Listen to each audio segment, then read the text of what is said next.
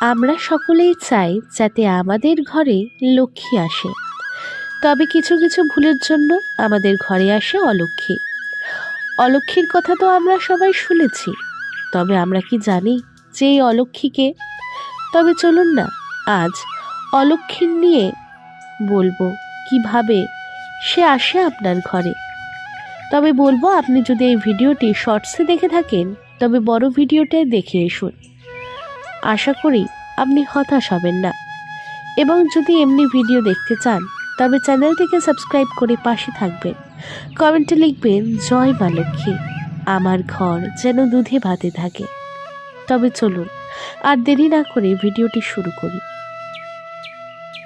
অলক্ষ্মী হলেন দেবী লক্ষ্মীর বড় বোন, যিনি দুর্ভাগ্য, দারিদ্র ও অশুভ শক্তির দেবী।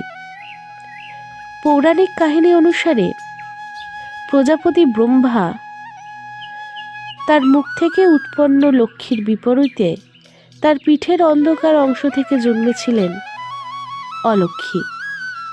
আবার আরেকটি গল্পও শোনা যায়, সমুদ্র মন্থনের সময় কালকূট বিষ থেকে অলক্ষ্মীর উদ্ভব হয়।